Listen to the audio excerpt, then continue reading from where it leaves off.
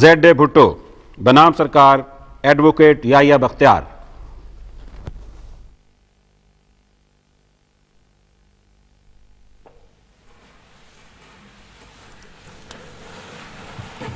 فاضل عدالت سے درخواست ہے کہ اپیلنٹ زیڈ اے بھٹو کو اپنا بیان قلم بند کرانے کی اجازت دی جائے۔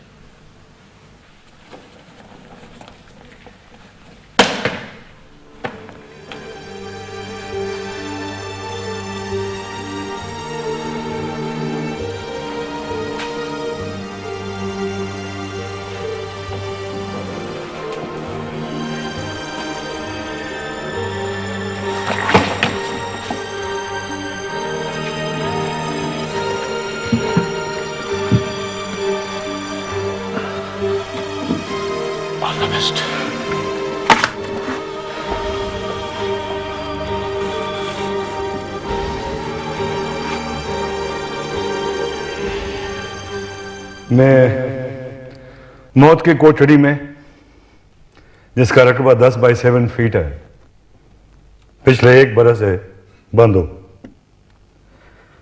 اسی لیے شاید اس کھلے کمرے میں کھویا کھویا محسوس کرتا ہوں، لیکن میں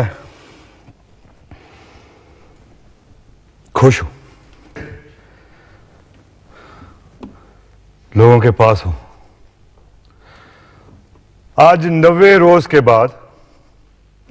بعد جیل سے نکال کر مجھے عدالت کے سامنے پیش کرنے کا موقع ملا ہے، مگر یہ موقع میں اپنے اوپر ہوئے تشدد کو بیان کر کے ضائع نہیں کرنا چاہتا، اور نہ ہی میں کسی ادارے کو اسکینڈلائز کرنا چاہتا ہوں۔ ویسے بھی کون سا ادارہ بچا ہے جس کو اسکینڈلائز کیا جا سکے؟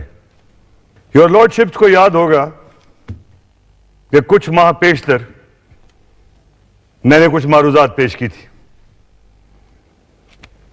جو وقت کے ساتھ ساتھ درست ثابت ہوئی ہے۔ اس میں نے عرض کیا تھا کہ کچھ ہی عرصے میں ساری سیاسی جماعتوں پر پابندی لگا دی جائے گی، اور یہ کہ جب وفاق آئین کی چھتری سے محروم ہو جائے گا تو آئینی خلا کی وجہ سے قومیتوں کے مسائل اٹھ کھڑے ہوں گے۔ میلارڈز، 1973 کا آئین ایک متفق کا دستاویز تھا، یہ میرا بنایا ہوا آئین نہیں تھا، یہ تمام جماعتوں اور تمام قومیتوں کی اتفاق رائے کنسنسس سے بنائی ہوئی دستاویز تھی۔ ہم وفاق کے اس اجماع پر بڑی دشوار اور طویل مرحلوں کے بعد پہنچے تھے، لیکن یور لارڈشپس، آئین کی معطلی کے بعد پینڈوراس باکس کھل گیا، امور اعیار کی زنبیل کھل گئی، جس کی وجہ سے قومی مفادات اور وفاق کو نقصان پہنچ رہا ہے۔ یور لارڈشپس، میرے دل میں عدلیہ کا ہمیشہ بے حد احترام رہا ہے۔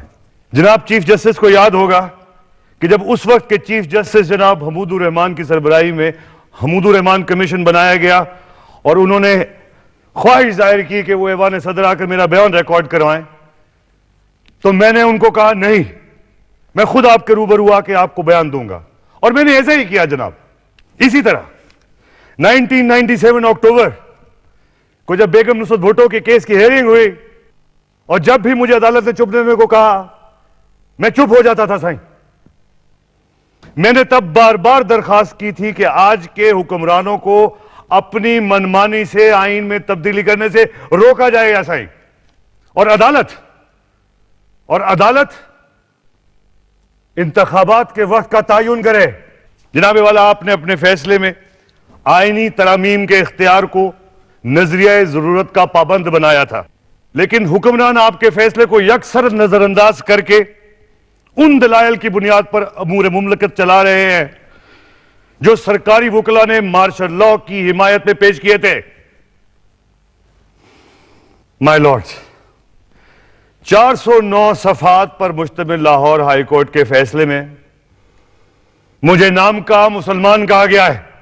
کسی شخص کو، چاہے وہ کتنے ہی بلند مرتبے پر فائز ہو، اس بات کا اختیار نہیں دیا جا سکتا کہ وہ کسی آدمی کے اعتقاد پر اس طرح کی گھٹیا رائزنی کرے۔ Your Honor,